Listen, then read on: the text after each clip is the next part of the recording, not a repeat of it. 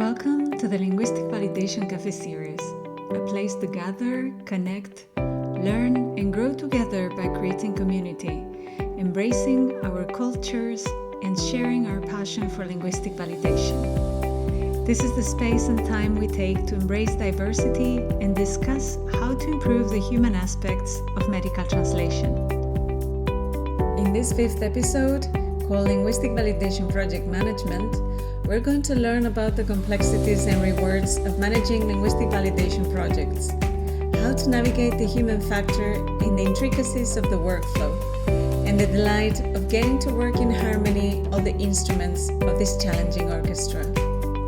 With our expert guests, Anca Bodzer, Director of Linguistic Validation Operations at RWS, and from Translate.One, Nicola Kotoulia, Senior Project Manager, Ioannis Mitropoulos, Production Team Lead, and Eleni Syntila, Project Manager, with our moderator, Tomislav Geršić, Managing Director of Borliner.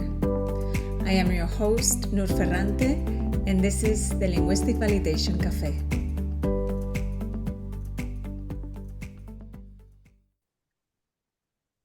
Well, welcome everyone to another episode of our Linguistic Validation Café, and today we're going to talk about linguistic validation project management. So welcome all our guests and Tomislav, our moderator. So would you like to introduce yourselves? Anca, maybe you want to go first? Well, I'm going to say Anca Bodzer, Nicola Kotoulia, Ioannis Mitropoulos, Eleni Syntila, welcome. Thank you so much for being here. And thank you. Yeah, and so let's know a bit about you. Anca, would you go first? Sure. Hi, Nur. Hi, everyone. First of all, thank you so much for organizing this episode of podcast with such an interesting topic and a topic of which I'm passionate about. And yeah, a bit about myself. So my name is Anca Bodzer. I was born and raised in Romania, but I'm currently living in Madrid in Spain. My academic background is in philology, English-Spanish philology, but also I have a master's degree in public service, translation and interpreting, intercultural communication, and a PhD in translation. And I've been in the linguistic validation industry for some years now. And currently I'm part of the linguistic validation department at RWS. Wonderful. Thank you. Thank you so much, Anca. So nice to have you here. And Nicola, would you like to go next? Yes. Hello, everyone. And thank you for inviting us here at the Linguistic Validation Café. It's an honor and pleasure. So my name is Nicola Kotoulia. I am based in Greece. I'm half Greek, half Welsh. I'm a medical translator and manager for the life sciences localization industry for over than 20 years. So I'm specializing in clinical research and trials, eco-migration and co-linguistic validation, which I truly love, among all things.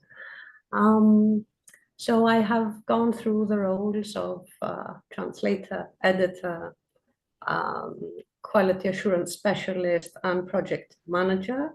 And I believe that this helps gain a deep understanding of all the nuances and complexities involved in the localization project, our workflow. And I absolutely love the challenge behind, driving an efficient and seamless completion of multilingual projects, combining skills and team collaboration and everyone's passion for what they do and delivering quality results.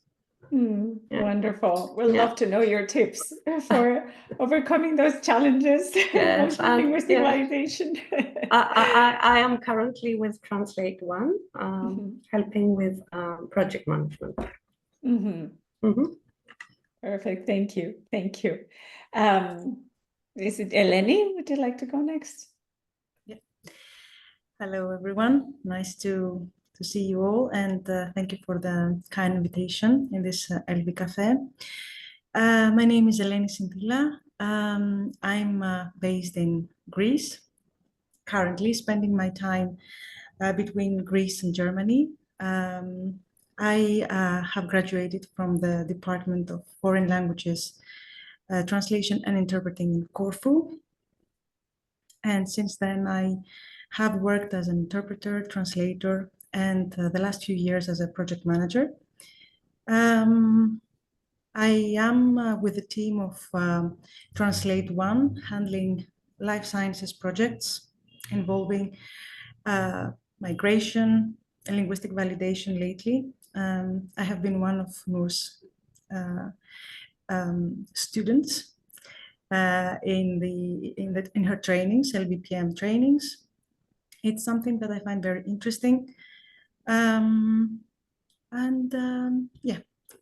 hope I can share my, a few of my thoughts about linguistic validation projects with you, and we can interact and exchange views and opinions. Thank you, Eleni. Wonderful. And Giannis, would you like to go next? Hello, everyone. Noor, thank you very much for the invitation. It's a pleasure being here. So I'm Ioannis Mitropoulos. I'm also based in Greece, Athens, and I'm currently the production team lead at Translate.One. My background is in translation studies, and I have a master's degree in translation technology as well. I've worked in the translation and localization industry for more than 15 years now. I have worked for many years as a medical and technical translator. For the last 7 years in project management roles, and currently leading teams, handling full linguistic validation projects, software localization, e-learning courses. So various and different roles within the years, and linguistic validation being one of the most interesting, I would say. Interesting, not to say other words, no? Yeah. We all agree here.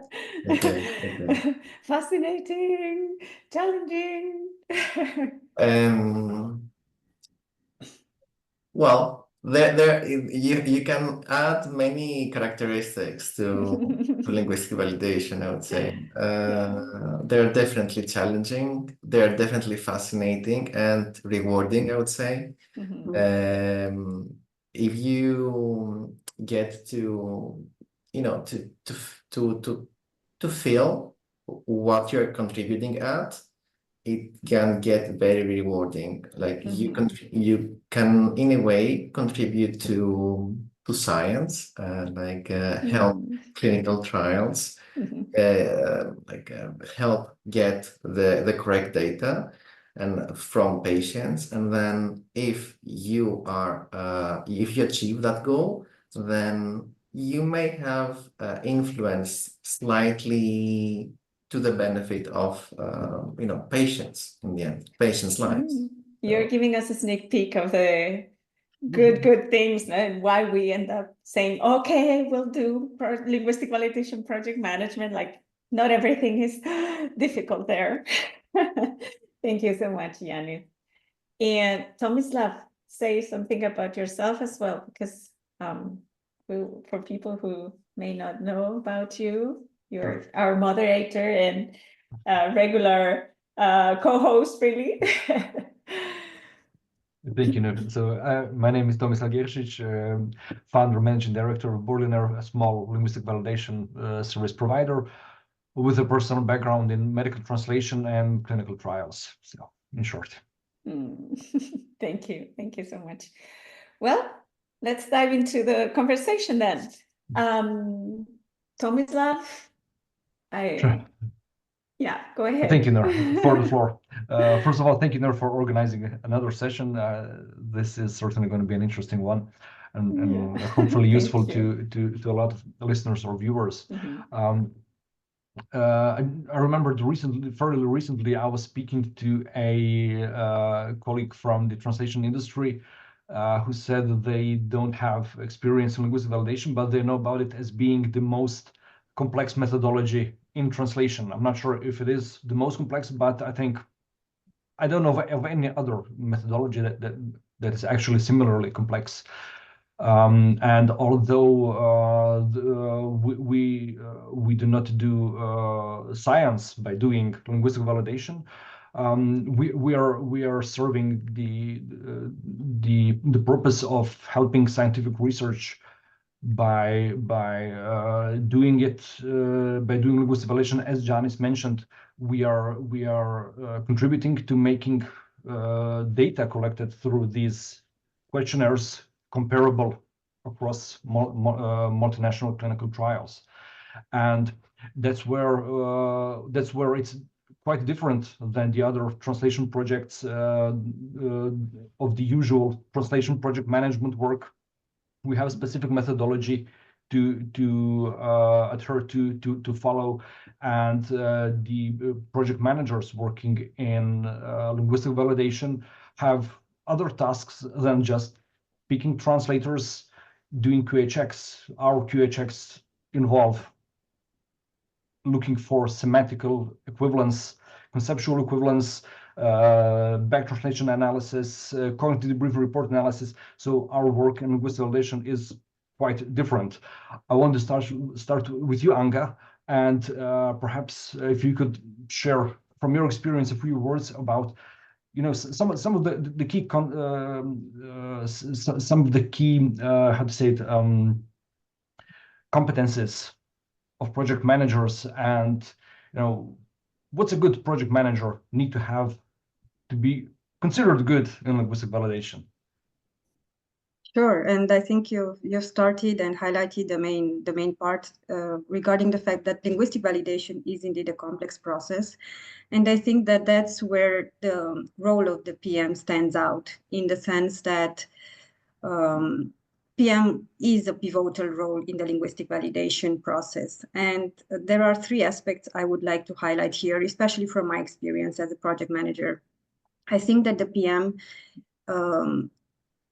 works as a facilitator, right? And they are also guardians of the process, but above all, I think that a PM in the linguistic validation process has a very rewarding and positive aspect, in the sense that they help to shape the human interaction. And this is where I want to highlight the fact that the project management role involves, above all, managing stakeholders, being in contact with many people, right? And here we talk about the internal team that supports the execution of the process, but also the PM is the person who stays in contact with the clients and with subject matter experts, with linguists. Therefore, is a privileged role to have in the linguistic validation process, I would say.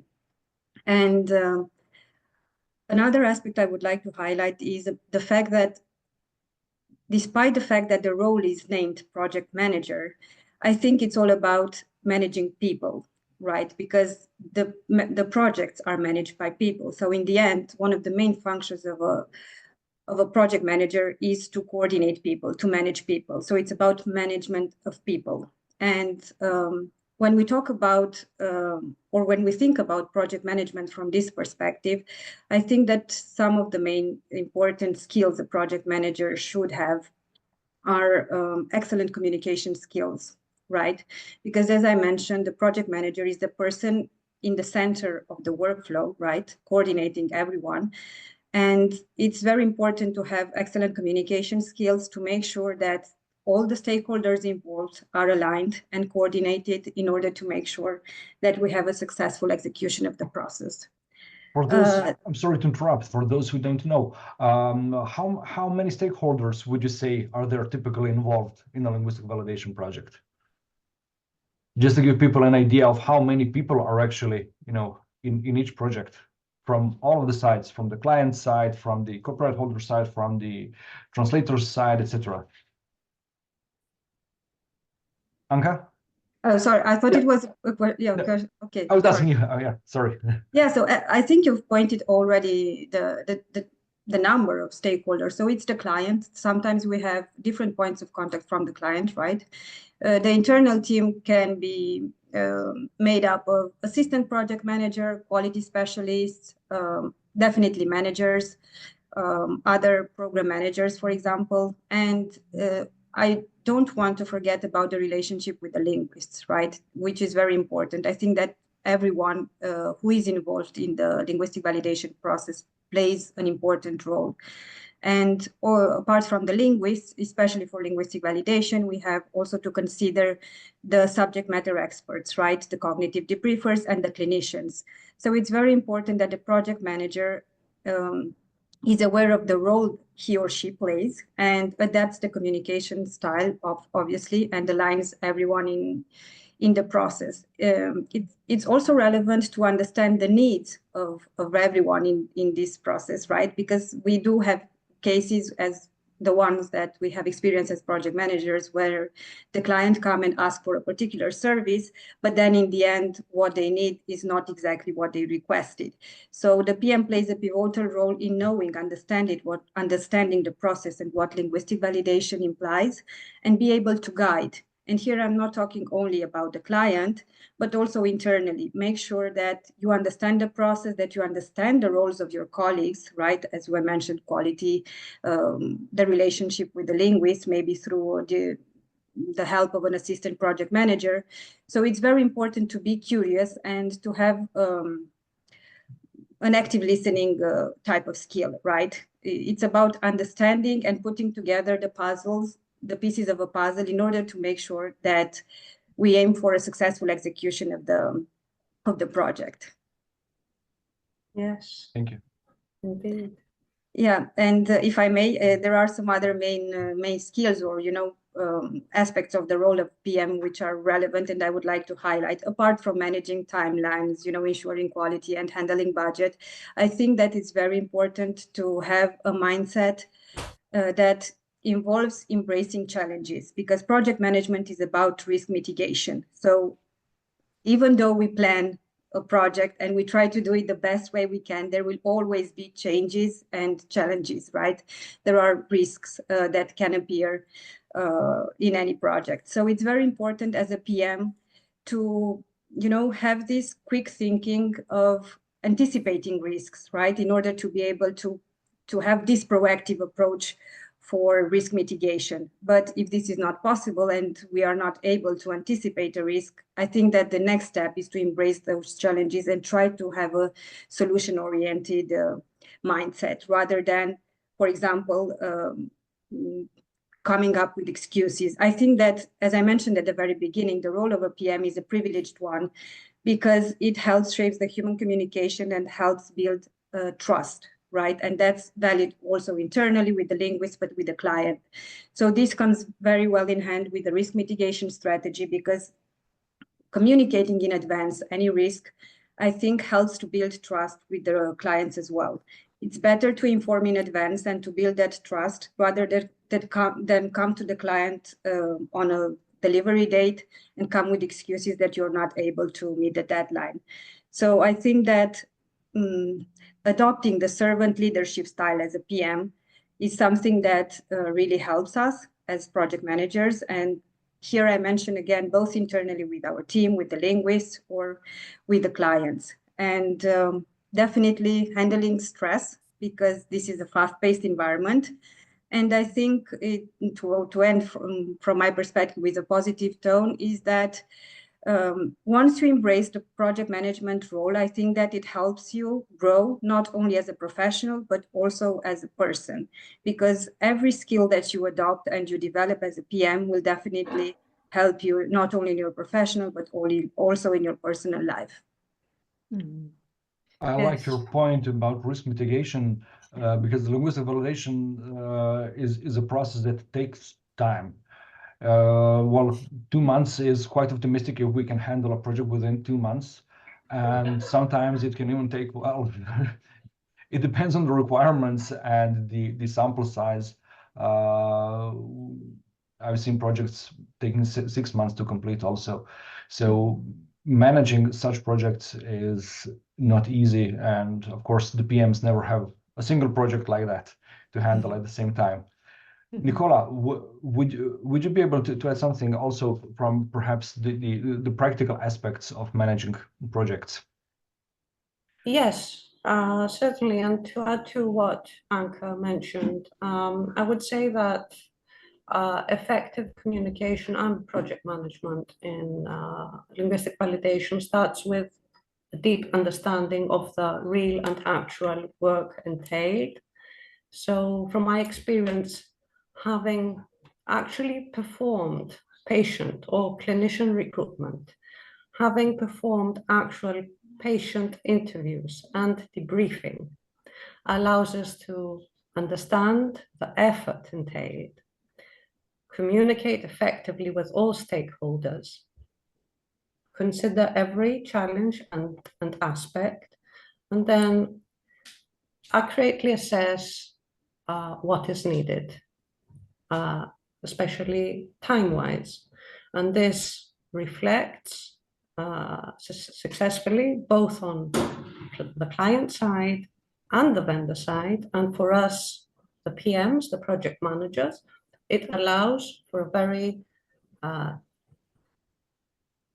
accurate calculation of the work needed on a project management basis. So I think that project managers that have had the experience of working as linguistic validation consultants or that have received extensive training, have the added benefit of understanding the entire process and listening carefully to all sides. Sure. Yeah. What would you say are the most common challenges by both LVCs and by the PMs in this process, for your experience? Yes. So from the linguistic validators side, what makes a good PM is to know and understand what the common challenges are for linguists and linguistic validation consultants, and at which steps of the workflow. So on the linguist side, on the LVC side, what could we identify? For example, we could talk about the actual translation and validation environment. Is working in Excel files convenient? Do people prefer a CAT tool environment? Do LVCs feel that they always receive the specifications, the instructions, the supportive documentation needed to carry out the task?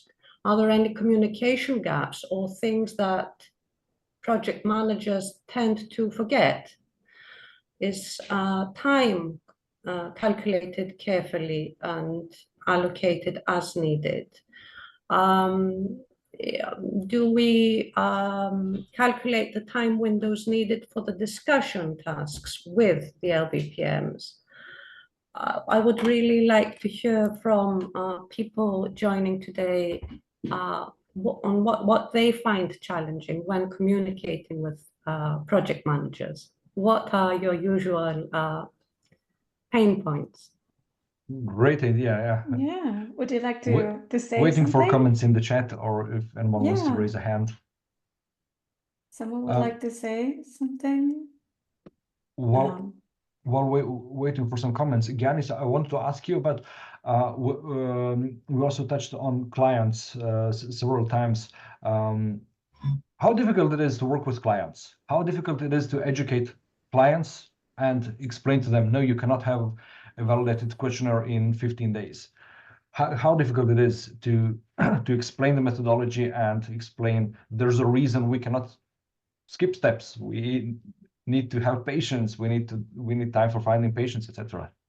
It can be tricky because different people, different clients consider different things as granted, and the process itself is not set on stone. So when we discuss about the linguistic validation process, some people consider that performing a back translation and back translation review discussion is enough. In other cases, people consider as granted to, perform cognitive debriefing.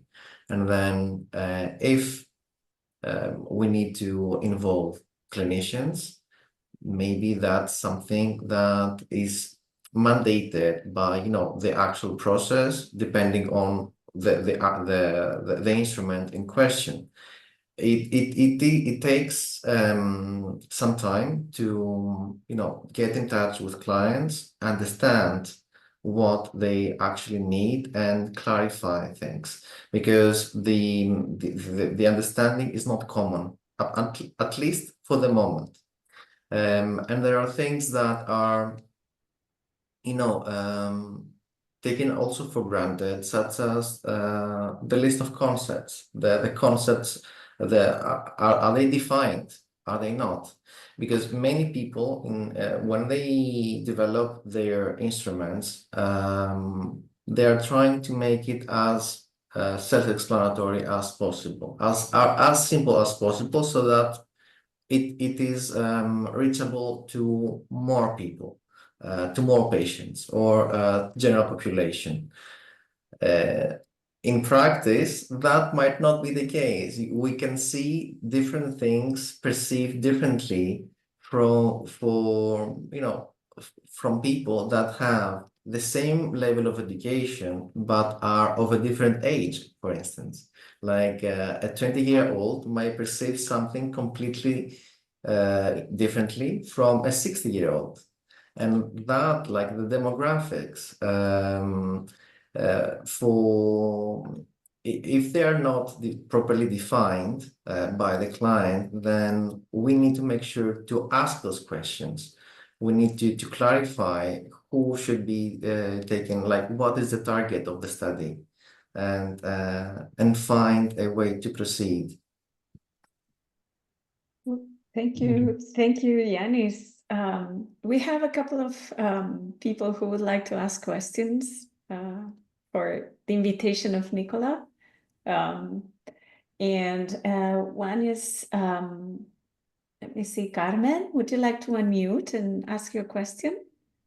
No, more, I wasn't really planning to ask, but to answer to what Nicola was saying about what we consider to be most important. For me, as a linguist, one of the most important things when communicating with a PM in any kind of medical project, is it linguistic validation or not, is a very effective communication. I mean, if I send you an email, of course, not during the night, but during working hours, I need, because sometimes I really can find myself in a difficult situation in order to move on with the project. So I expect to have an effective communication, feedback, even that to say, okay, I will reach into it and get back to you. Yes, this is enough. Yes. Now, if you say that you are looking into it and you will get to me in 1 hour, 2 hours, whenever you have the answer, it's perfect. If you don't say anything, maybe in the meantime, you are trying to understand how to help me, but I don't know that you've seen the message or not. And this somehow is difficult and makes me in a difficult situation. This is one of the things that I first came to my mind. Yes, and it's very, very well put, and the same stands for the project managers. So responsiveness, quick responsiveness is key, so that we know that the message has been received, the request has been seen, and we need a little time to understand, provide further input, and so on. And as the workflow of linguistic validation proceeds and evolves, I don't know if you have any input on how you would like to ensure communication continuity. So if we have arrived to the back translation discussion step, would you prefer having an overview of all the prior communication and discussion that has been performed up to that point in the way you communicate with your manager, or would you opt for more distinct and separate steps and, clear instructions pertaining to each separate step of the workflow? I don't know, depends on what could be more helpful. Maybe the separate steps can help. This is just something that I'm thinking now, okay? So it's not something that I've thought of it before, but maybe could help me in my situation, for the kind of person I am and the way I work. Maybe it would help more to have like on separate things as soon as something happens, a part of the project, in order to be able, if needed, to make it. Not say to correct it, but to put it back on the right direction, let's say. Yes. Or not to wait for, I don't know, like 1 month, 2 months, and then go back, if it's possible to go back and lose time at the end. I would say This is that just my... I would say that the way we treat our clients is the intention to also treat our collaborators. So, like if we have a goal to reply to a client within X amount of time, the same applies to our collaborators. So, this is something to cater for the mutual relation that we need to build and trust. And I saw one of the comments, I think that there is a preference of meetings instead of emails in some cases. And I agree. Like for complex projects such as linguistic validation projects, it makes sense to organize, to set up a brief call at the, before the kickoff, so that we are all aligned, and then have a schedule. I know that since these projects tend to span for a longer period, there may be changes, and we need to embrace that. Like it's the matter of the job. Like changes happen, so we are there to deal with them. But if we can keep an open channel of communication with both, the client side, be it the actual client, be it the CRO, be it the the developer, or I don't know, anyone, or our collaborators, who can be the linguists, who can be the clinicians, the people, the LVCs who will perform the cognitive debriefing, then things run a lot better in general.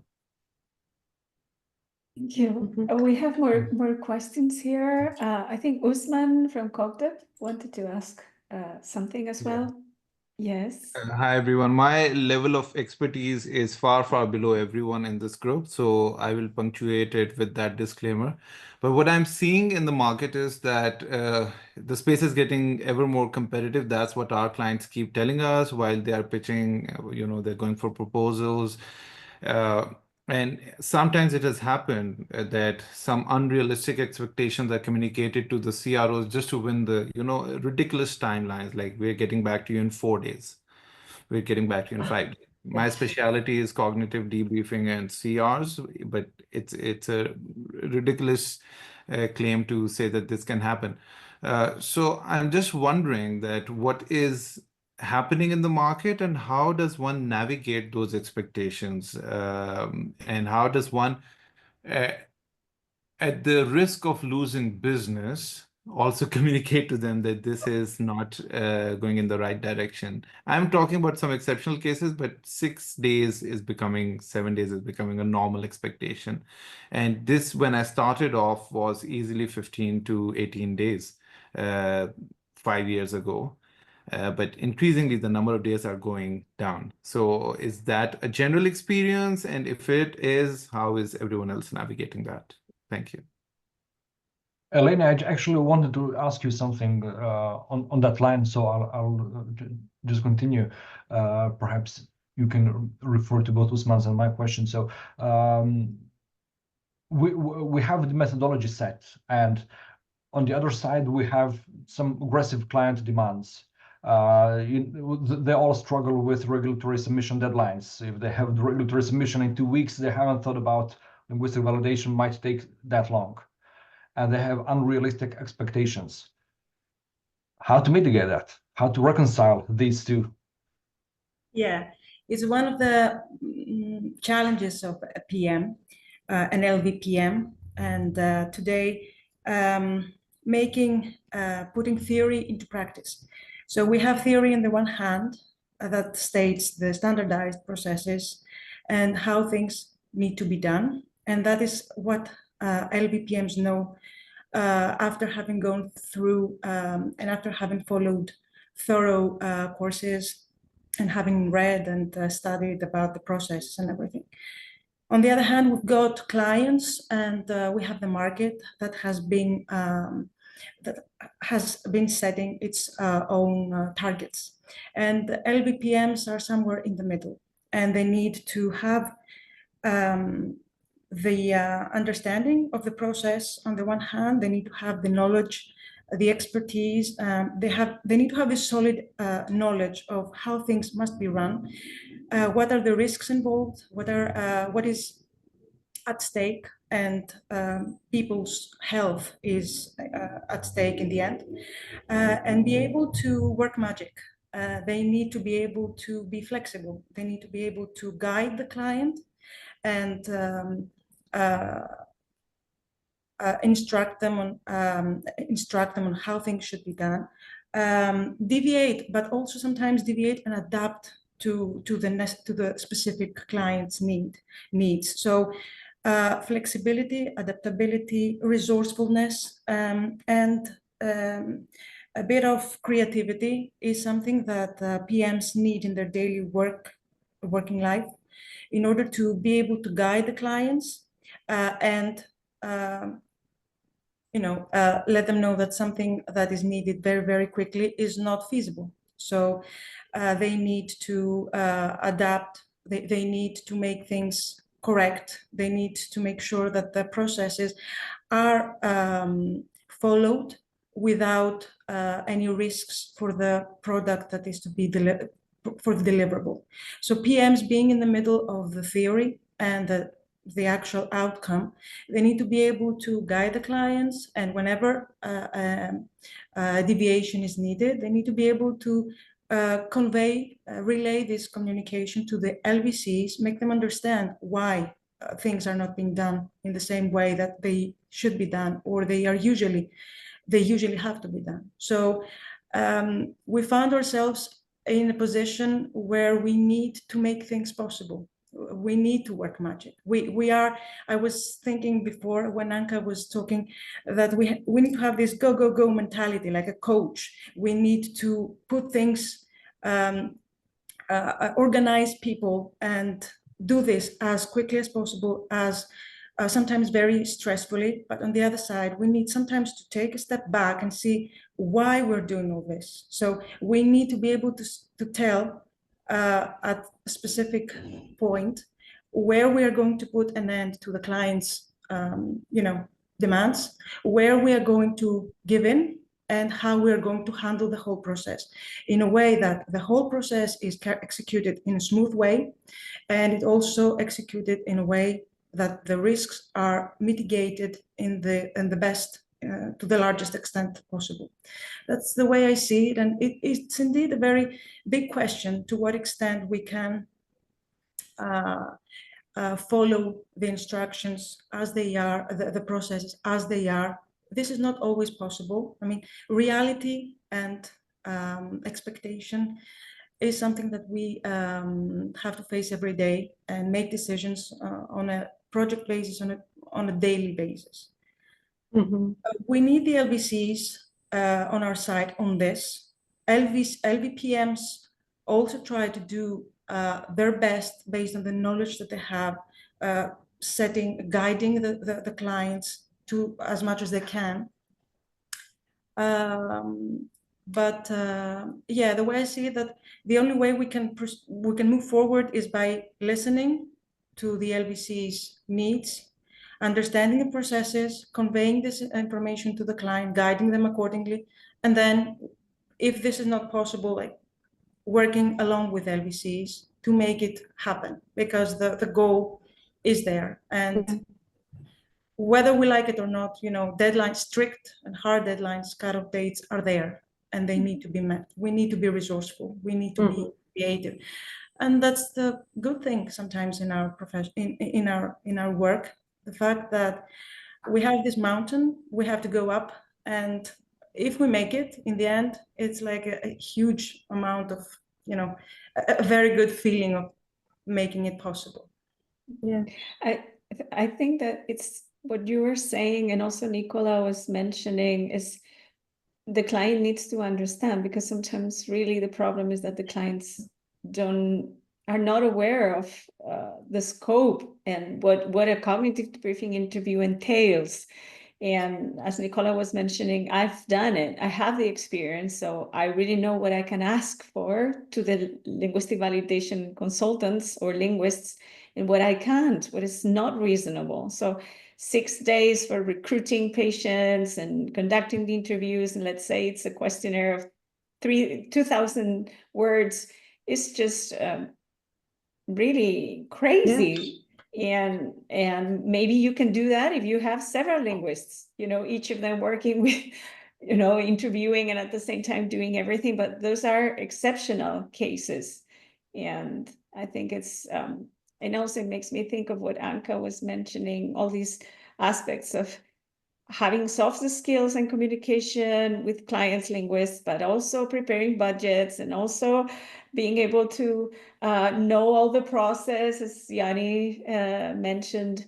So it's like in project management for linguistic validation, you really need to be savvy in all the aspects. You need to negotiate with the client, but then also know all the process as a linguist, but then also be able to, I don't know, even do DTP at many moments. So it's really requires a huge amount of skill and experience, and also being able to handle stress wisely. So really, it's amazing. And if I could add here, because I think we are going to see a constant push for quicker turnaround times, higher volumes,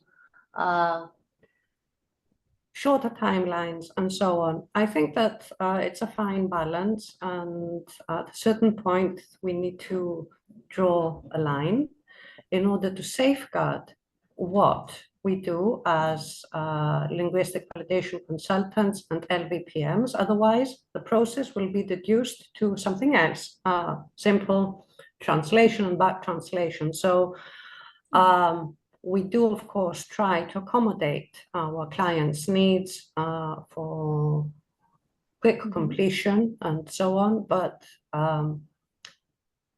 as I see it, we need to make them understand. And there are cases where they are aware and savvy of the process, and they still push for something non-realistic. And there, if we want to do our work correctly and serve the purpose of linguistic validation, we'll have to learn to negotiate hard, say no, for example, and set and, stick to our timelines as much as possible. It's a fine balance, but we cannot constantly push for more and quicker, because 15, 18 days, it's very, very different than 6. As it was mentioned earlier. From my perspective, if I may add here, I think that the idea is that we find a way to collaborate and educate mutually, right? All the stakeholders involved. And here I'm talking about creating contexts where we meet, we sit at a table, and just like the PM has the duty to say so, to understand the role of the stakeholders involved in the linguistic validation process, I think at an industry level, we should be more present and active in such type of initiatives where all the stakeholders involved, like sponsors, LSPs, small businesses, linguists, sit at a table and try to understand each other's role, rather than just finger pointing that what the linguistic part of a clinical outcome assessment is the one that maybe doesn't have the right understanding from the rest of the stakeholders. And we should be more present to raise the awareness of what linguistic validation is and the impact it has on the process, right? And I think that in this perspective, ISOQL is a proper context where different representatives, both from industry, academia, COA developers and designers meet. And I think this is the right, from my perspective, right? This is the right way to go, where we try to understand each other rather than putting pressure and just finger pointing that we're not able to meet something because of this party or the other party, but rather raise the awareness of the importance and the role that each one of us plays, and try to understand and see why this push of the timelines, and maybe collaborate and educate mutually, right? Just like a PM has to do at a project level. But I think if we raise this at an industry level, it might help all of us. Do you think, Anca, there is an awareness about this at this point at the industry level, and how easy it is actually to work with clients, to educate clients, to make them understand their requests are not that feasible as they perhaps thought they would be? Yeah, it's a very interesting aspect and point of view, and it's great that you raised it, because it's not easy to educate a client, but also because you want to be able to serve, but at the same time serve with a certain quality, right? Because it's not about we want it faster, but maintaining the same quality, right? So there's the tricky part, to say so. And I think that educating a client is about negotiating and about having this effective communication, where it's not just about trying to tell, no, I can't do this, and definitely lose business because there's someone else in the market who's going to accept, right? But try to educate and make the client understand when should they plan in their processes linguistic validation, and how much time a linguistic validation should be given in order to be able to have the client educate their own sponsor, right? I mean, we educate, to say so, the client, and the client educates the sponsor. So it's a win-win situation for everybody involved. It's not just pushing and one-side communication, it's negotiating. And when you try to have this open communication and try to highlight why this is not possible in 5 days, or the risks, because I think that's also the other part. Okay, I can do this in 5 days, but these are the risks. Do we accept them or not, right? Is a way of, educating somehow by highlighting the risks, because otherwise it's very difficult. And this is where the PM comes in, to set up the right expectations, setting up the right expectations with the client and engaging in a fruitful negotiation.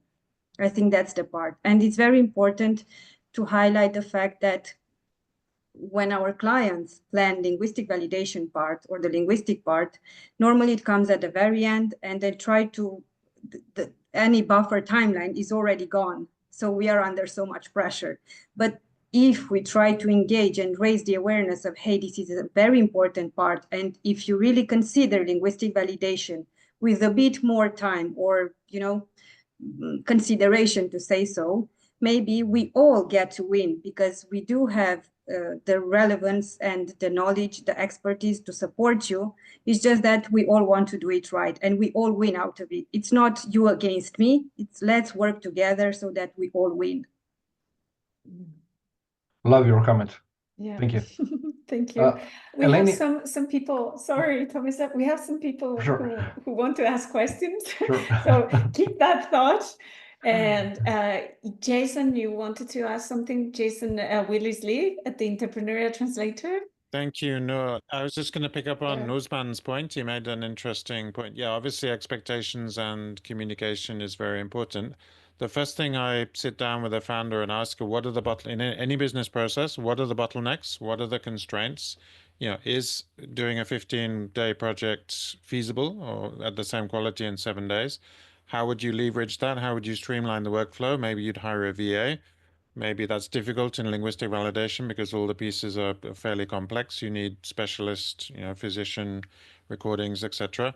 Would you leverage AI? So, I'm thinking 2 weeks in 1 week is probably not feasible. So you really have to communicate that very clearly.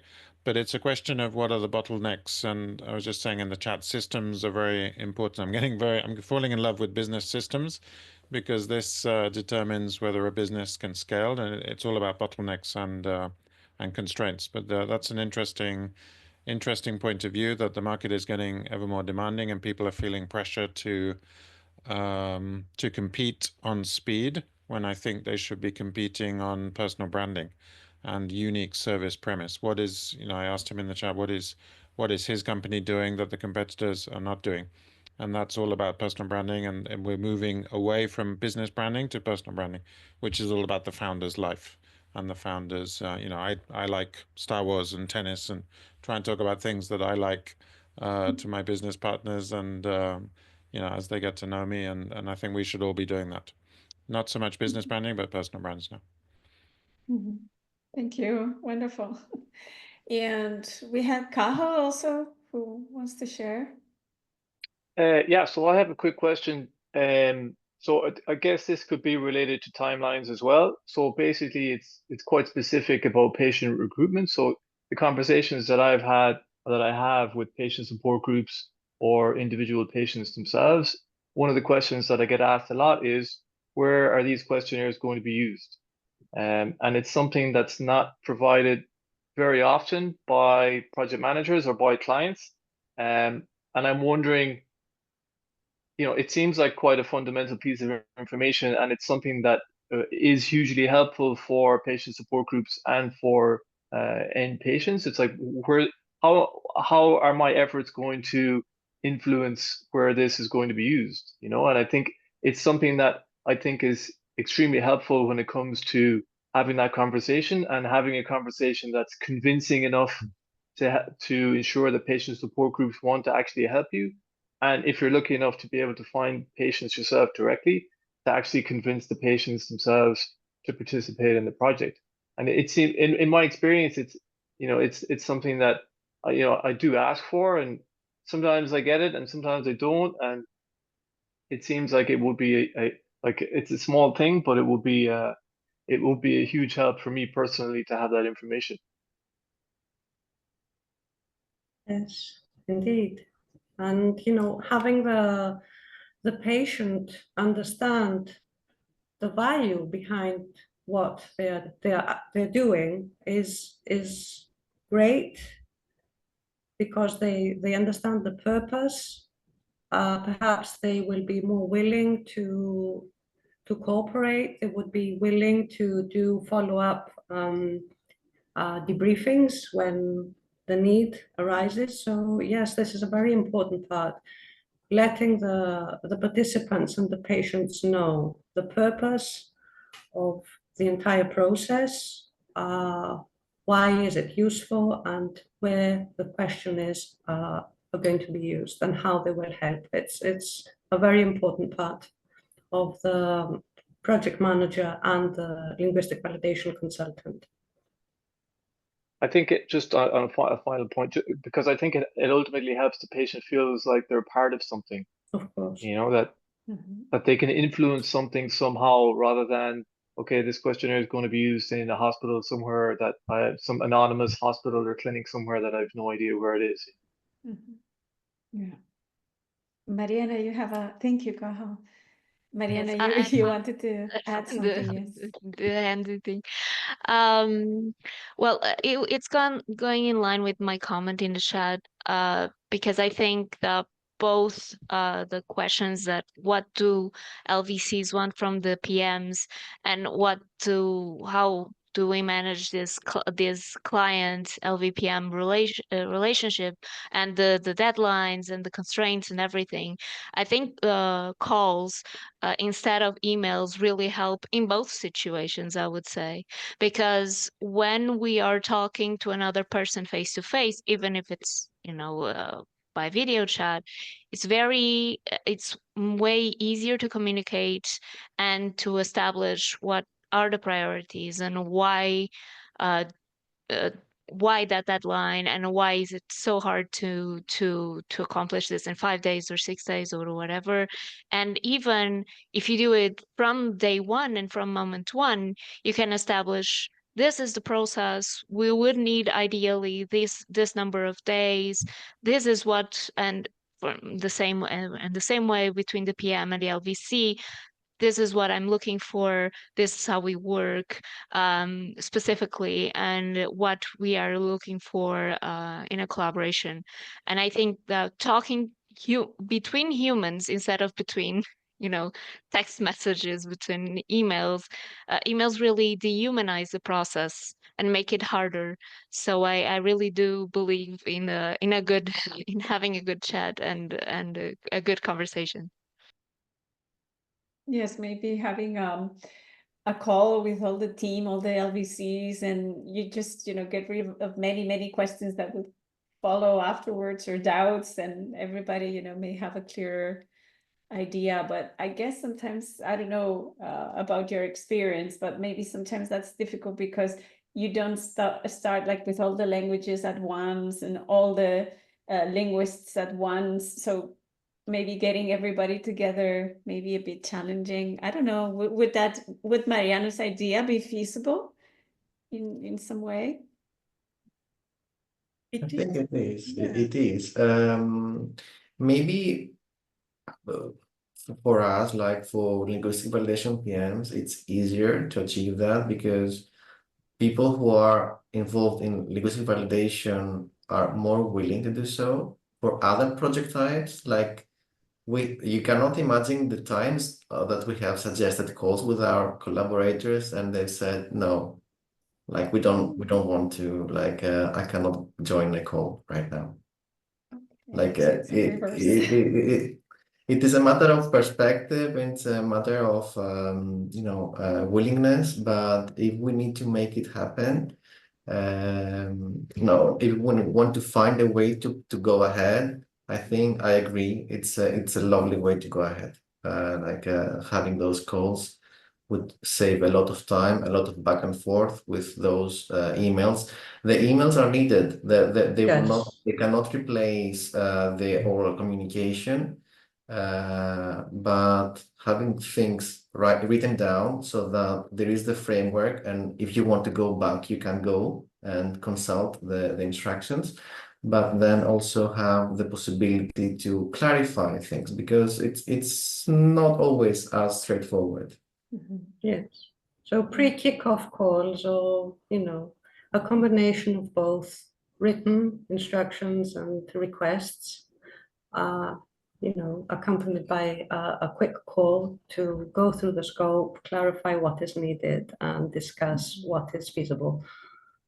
Yes. And like maybe gives a sense of team, of belonging to the team, and also, I don't know, having the human interaction more, and not feeling that isolated from the linguist's perspective, let's say. And yes. Knowing the person from the other side. Yeah, from my perspective, if I may, I think it's a great idea what Mariana shared, to have phone call conversations. I think they are, as you say, more human than sending an email. But at the same time, from my experience as a PM, that's not always possible, because sometimes a PM is not the one who is outsourcing the task, delegating the task assigning the task to the linguists, right? So there's, for example, the figure of the associate project manager who handles this particular task. And having a call with an associate project manager, maybe it's just a way of interacting, but that person might not be able to clarify all the doubts at the right moment when you're having the conversation. And it's true that internally, if we speak of the corporate environment, PMs do have internal calls with the rest of the colleagues involved, and that's one of the main duties, to keep everyone aligned. But at the same time, I think that from a time perspective, it's not feasible that the PM engages with linguists over the phone on a regular basis. But I also encourage the linguistic validation consultants to propose a phone call whenever you see that you have major challenges, when you don't understand the scope. Definitely that's the right moment to also act as a PM, to say so, and actively ask for a call in order to have those clarification. That also happens from the PM perspective. We don't always have kickoff calls with the clients, right? We have a quote, we have the details of the project, but if we see that there's too much doubt to understand the scope, we should engage in a call with the client. So I invite the linguistic validation consultants to have this proactive approach and say, hey, I think it would be faster and easier if we just jump on the call and clarify the scope, rather than me assuming things going forward and then realizing that this is not correct. So I think it's, again, a partnership, right? It's not that I'm always waiting from the PM to do something, but myself, I can also come with a proactive approach. And this is where I say that in the end, we're all here to support each other, not to just expect and finger point when something comes out the way we didn't expect, but rather be proactive and to always try to understand the other one and put yourself in the shoes of the other person and support. Wonderful. Thank you. Before we continue with the questions, Tomislav, you had that thought there that you wanted to tell Eleni. My question for Eleni was, we were all touching on the timelines and quality, and you have mentioned about adaptability, about the PMs being able to adapt and to the client's requirements. How far can we go in adapting? How can we, do you have any practical tips? How can we adapt the process to meet the requirements that are tight? So there is no standard recipe, because what we see in everyday work life is that we never have a request that is exactly the same as the previous one. We try hard to standardize processes so that the next project or the next request, we're going to be ready in no time in order to cater and prepare the code for the client. And every time something changes. So based on the slight changes, we need to be able to see where we are going to give in and where we are going to stand up. It's a matter of it's a matter of having the intuition to understand what risks are entailed in a process. It's a matter of understanding and being able to clarify with the client what flexibility they may have and they don't know. Because as we said before, theory is known to LVPMs, but it's not always known to the clients. So maybe a call with the client, so taking the possibility to chat with the client and see what their specific needs are, may lead somewhere, may clarify blurry spots that can give solutions to the questions that are raised. So there are no specific, so I wouldn't say that there are specific theory, recipes or specific things that we can skip in the processes. But what we can do is have our eyes open and our minds open, be ready to chat with the client and see what their needs are, guide them based on our knowledge and the risks involved, and then see where we can come up with solutions. And it's a big truth that solutions are so unique as the project and the requests are unique. I really hope that we had like a pattern and we could keep up with a pattern and make our lives easy, but reality is more complex. And this is something that the PMs, this is something that I admire in colleagues, in PMs and people who have inspired me in my work, the ability to be able to sense the project, to sense the client needs and be flexible where you have to be, or say no where you also need to stick to the processes as we know them in theory.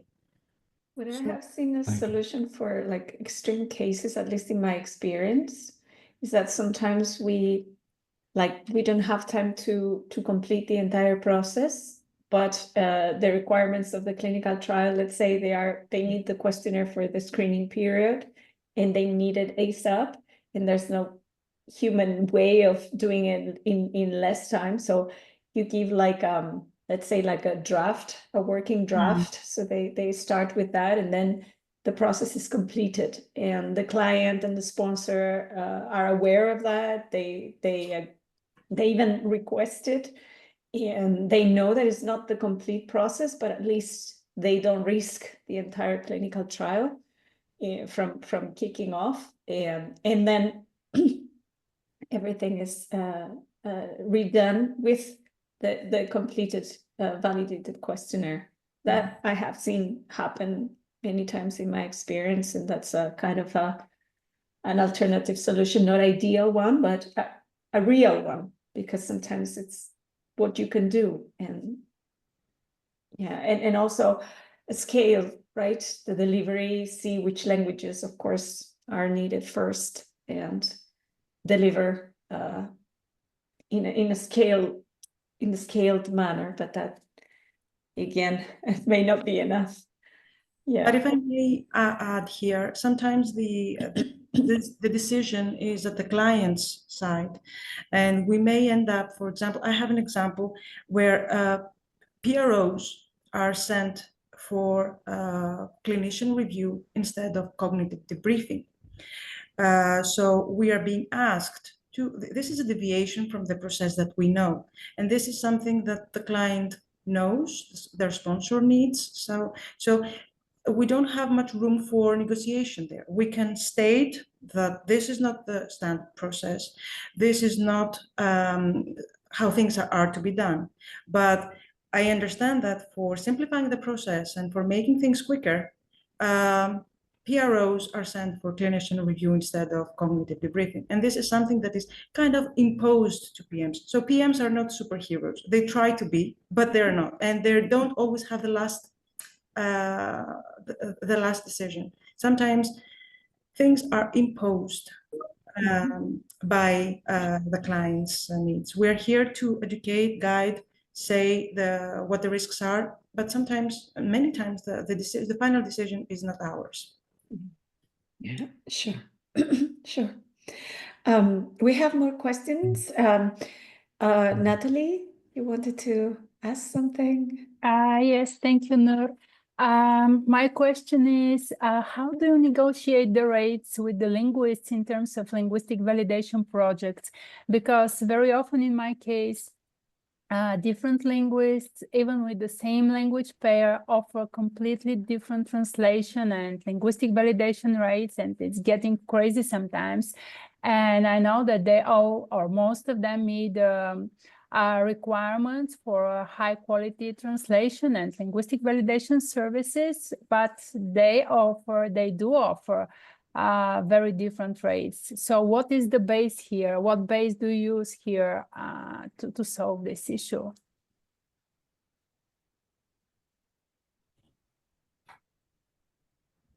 Well, I would say that everything starts with trying to establish fair and realistic metrics that will then allow you to try to form the pricing in an equally realistic and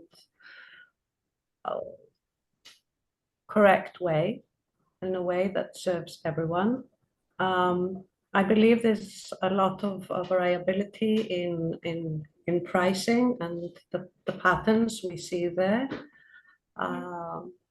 It's very important to understand that the time each stakeholder will devote in order to complete the task as per the standards and in order to deliver top quality and be available for follow-up questions, because it's not a one-off process. There's continuous communication and exchanging of opinions and input and feedback. So pricing is something we need to carefully consider. It has, of course, it depends on pricing established with customers.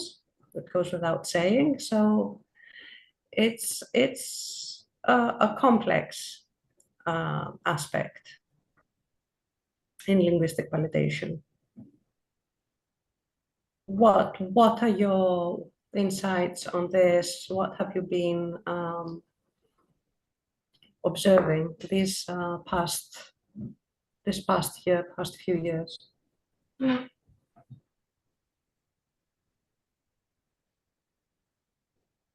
Anyone? It's a question, right? Yes. I mean, it's anyone would like to answer? Yeah. Well, I can perhaps try to answer this. The pricing is indeed quite variable. And I'm not even sure if there is any point in looking for homogeneous pricing within a single language pair.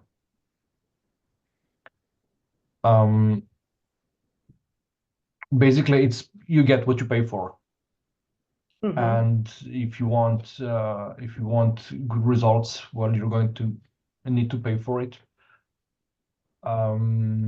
Linguists have their rights to set their rates, because you have a problem if you offer a low rate to a linguist. They may say, okay, but when you send the project to them, they have enough projects with their regular rates, and they will say, no, I'm busy for that price. I cannot take 5 if I'm charging 8 my other clients, and sorry, I don't have time for you. Yeah. So I think that fair pricing, and in this context, I would say fair is the linguist's standard rate is fair. That's something they have sufficient work with. That's what makes them live off of their work. And offering this enables you to have vendors willing to work with you, and have them at your disposal, and enable you to mitigate risks with timelines that constantly occur with projects like linguistic validation that take a long time to complete. Yes. My 2 cents. Yeah. Mm-hmm. And really, linguistic validation consultants are precious. They are not as easy to find, and good ones. So maybe sometimes we're not aware of our own value. And from the side of the PMs or the companies, really, it's amazing when you have someone that will deliver and will comply with all this complex process, and you can count on. And we have a question from Eva. Following on this, do you want to ask it directly, Eva? The question that you're saying is it PM setting the rate? That one, Eva, would you like to go ahead and ask it? Unmute yourself and. Yeah, I just wonder who is setting the rates, and because as I said further down too, I believe the clients pay different too. So what is the pot the PM receives to complete the project? So is it the PM who wants a little bit more than I can have? Or are we doing it a little bit 50-50 of the pot given from the client? I'm used to have a fixed price. When I've been working before COVID, they said you get 2,500 for doing this cognitive debriefing. Are you accepting or not accepting? If I accept, I get the PO and I do the job. It's not asking for how many hours it will take me to do the cognitive debriefing. It's not asking the hourly price. I have a fixed price there. I can do it in 4 hours. I can do it in 2 weeks. But I have the same amount of money. So your question, Eva, is like, who is setting the price? Who is setting the rate? Who is setting the rate? Yeah. Good question. To the linguist to the linguist or to the LSP, as you call them?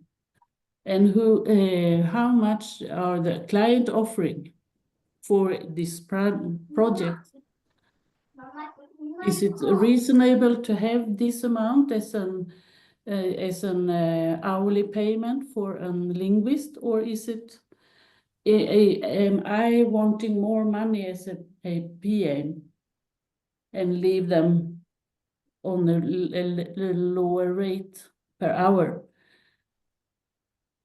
It's a little bit like Tomislav said.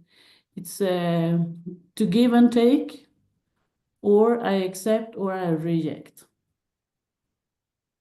It's because it's true. Some companies may directly offer budget to a linguist, and it's like a closed budget, and you don't know exactly how that budget is calculated for the work of the linguist.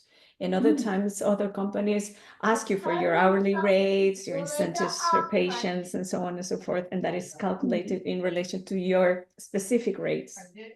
So, and it's also, it's also depending on what type of participants you are looking for, because some are very easy to find, and some may take you a long time to actually get the 5 participants requested. So that's why I'm always looking before I'm accepting the difficulties of recruiting. Any ideas? Anca, would you like to say something, or Ioannis, any of you? Well, rates are not defined by project managers in general. So this is not something that PMs usually have a saying on. So there is vendor management, usually interacting with the different collaborators, asking for rates, and then it is on the linguist validation consultant to specify what would be their charge for that service. And then there's sales department that can define the price for the client. So PMs do not really have much shame in that process. However, PMs are aware and should be able to carefully estimate the effort needed. So either using a fixed rate or asking for an hourly rate, this is linked with the ability to understand the effort and the time entailed each time for each process and each step of the workflow. So as Eva mentioned, if we're talking about rare conditions, patient recruitment can be very, very tricky. It can take time and it can be more costly. Yeah. Our keywords for today have been challenges, issues, problems, strict timelines, and we promised to end on a positive note. Well, we have Tomislav. Can we have just a moment for Andrea? Is the last question. Sure, of course. And then we move to and we wrap up because we need to end this. So thank you, Eva, for your question. Andrea, would you like to ask the question that you had? Thank you. So related to project management, what approach do you apply at your company? Is an LV consultant taking care of all the steps, including one forward translation, back translation, review, discussions, interviews, etc.? Or do you choose different vendors for each step? And what are the pros and the cons?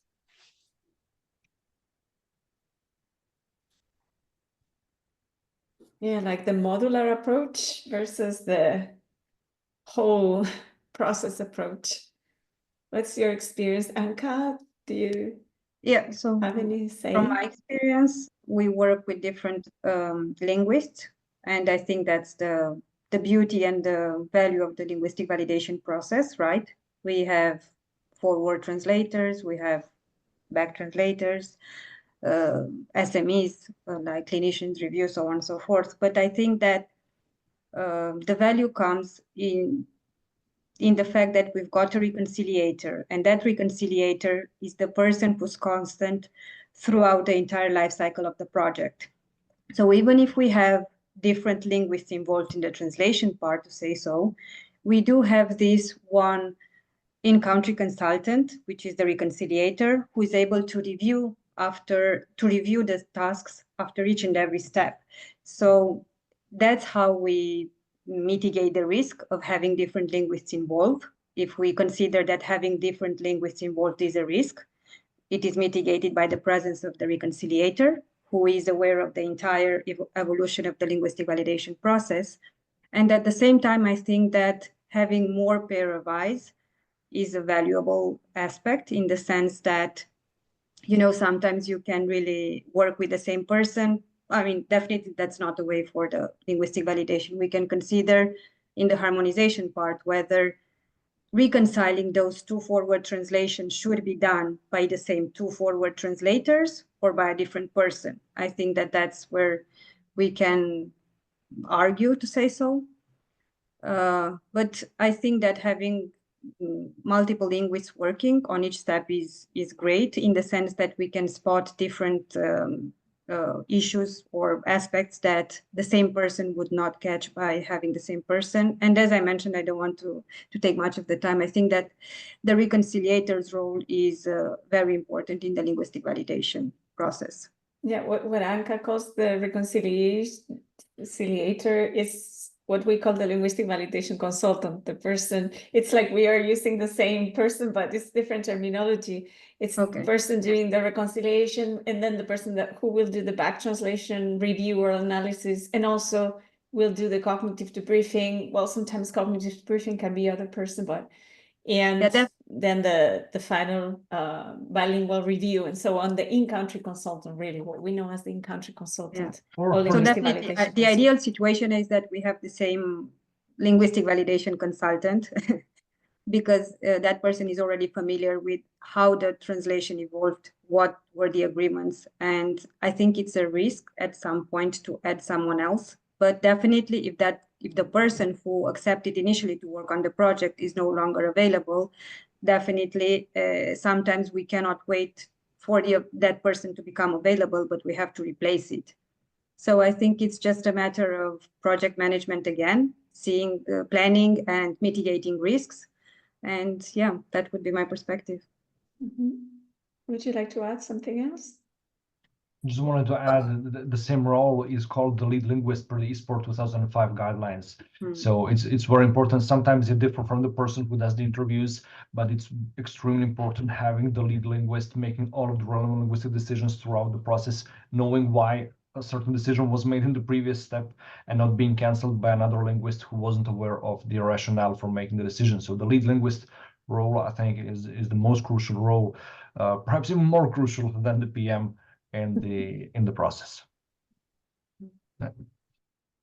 Yeah, I would say that it is quite important to involve different people so that we have the different perspectives. You see that one text can never be translated the same exact the same exact way from different people. So having the first steps at least handled by somebody else is very important, and then having the parts of reconciliation, the parts of the discussions run by the linguistic validation consultant is very important, and then keeping that same person is really useful. Wonderful, thank you. Now Tomislav, go ahead. We are in the let's wrap up. Well, thank you, Andrea. Thank you so much for your question. Let's wrap up positively. First, for the people who might be interested in working as LVPMs, let's make it a group discussion. What would be your tips and tricks? How to get trained? Where to look for and where to apply, etc. So, what makes a good LVPM?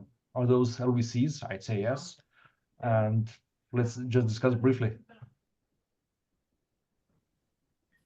So what I would suggest is, because the soft skills are there most of the time, the soft skills needed, what is really important is getting the needed training in order to understand all the aspects of linguistic validation and the service implementation. So once this is clear, and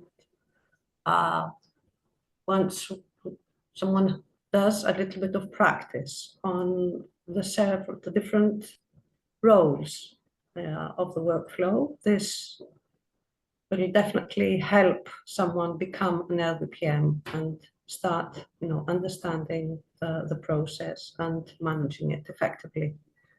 So I would suggest starting with a basic training and, go deeper as you proceed.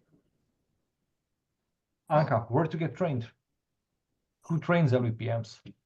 Yeah, I do encourage to, so from my perspective, and this is how I started, by being part of a company, of a corporate environment, I think that's a very nice and soft way to start, because you have colleagues that support you, you have managers that provide training. But apart from that, I would say that there's also a personal level of engagement, in the sense that, as Nicola said, try to get trainings on by yourself, right? Maybe search for specific certification. And here I would like to highlight the fact that when you search for different courses or certifications, go with the mindset and focus on the learnings, on the content, on the experience, rather than on the diploma itself. I think that's very important. And you can definitely learn from colleagues and managers, but at the same time, do the part of continuous learning and stay curious and try to focus on the learnings and not so much on gathering one additional diploma. In our linguistic validation training program, we do cover some aspects of project management during the linguistic validation training. And then, of course, aside, we have trainings for companies and people who want to become linguistic validation project managers. And maybe in the future, we will be offering specific training for linguistic validation project managers as such.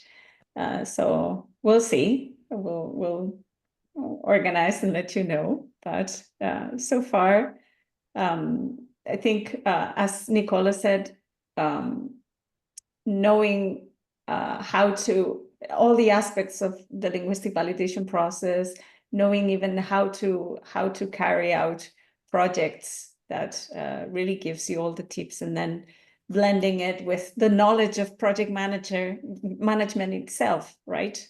If you have already experience with localization project management, then you blend your knowledge from linguistic validation, and then the rest, as always, is experience, right? Because that's something that cannot be substituted by anything else. Would you like to add something, Giannis and Eleni? More tips for our...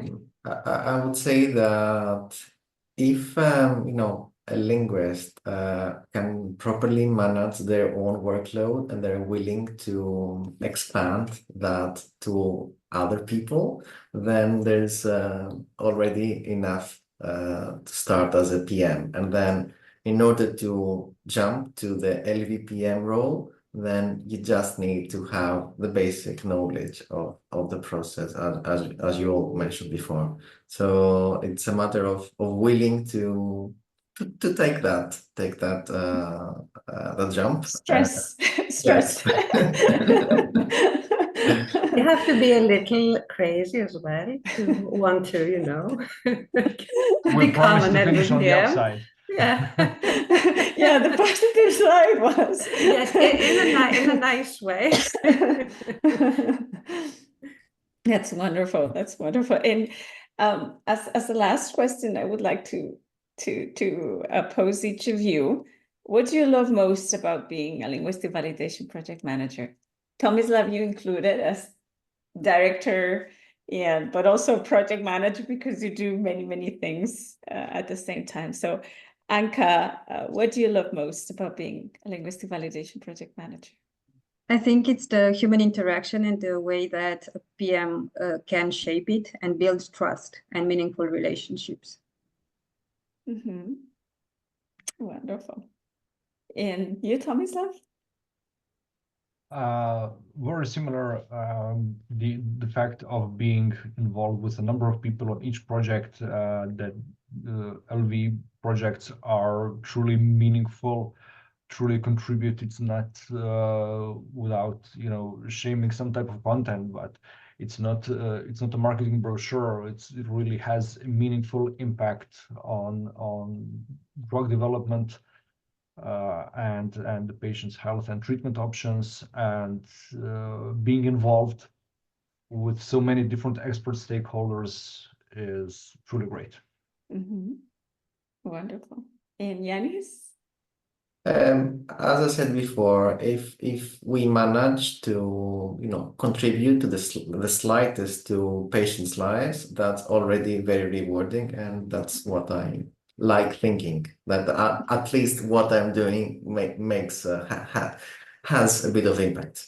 Mm-hmm. Mm-hmm. Thank you. Nicola?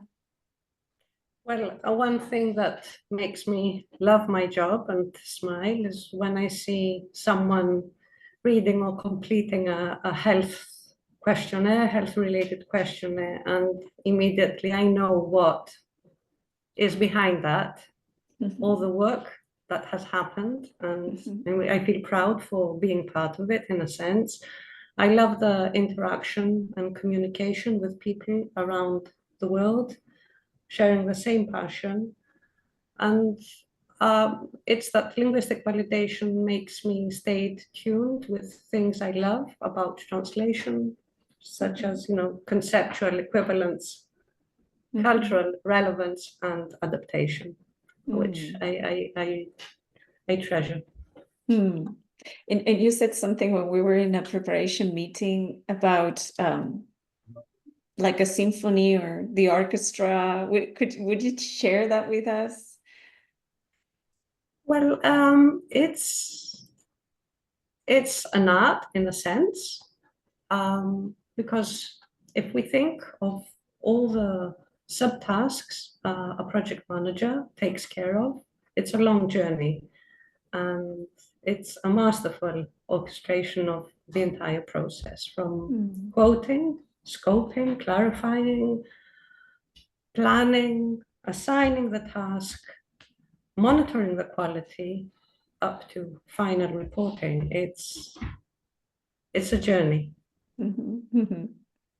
Thank you.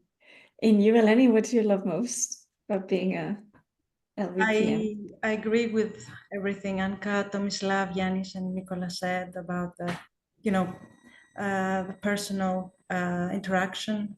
But I'm also an adrenaline junkie, so I would say it's possible. So every time we make something, it's like, yeah, a good sense of making things happen in the end. Wonderful. Yeah.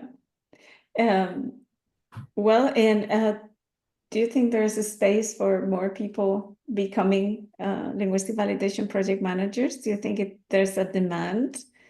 Like people maybe listening to us would like to take the risk and the adrenaline trip and become project managers? Do you think there's a space, generous space for that? I believe so.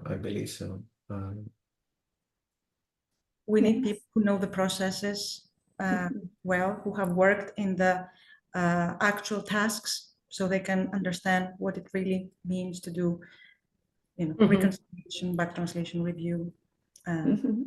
Okay. So, and it seems to, linguistic validation is more in demand, and studies are more patient-oriented. So yes, I believe there's work, a lot of work out there, and for everyone. Okay, so if you want to work as a lead linguist or linguistic validation consultant or reconciliator or in-country consultant, and also you want to diversify and expand your services and become a linguistic validation project manager as well, go ahead, because there's a space for you and we are here to help you. Well, the rest of the group, would you like to add something before we say goodbye? Anything else? Yeah, I guess we're all super satisfied. Thank you so much, really, for being here. It's been wonderful, and I hope you will join us at some other episode of our Linguistic Validation Café to further the conversation. Thank you again, Tomislav, as always, for your amazing moderation, and thank you for all the group for being here today.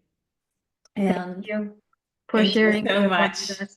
This is wonderful. I really love everything about linguistic validation and linguistic validation project management as well. Although the stress, I don't know. I leave it to Anca, Nicola, Eleni, Tomislav, Giannis.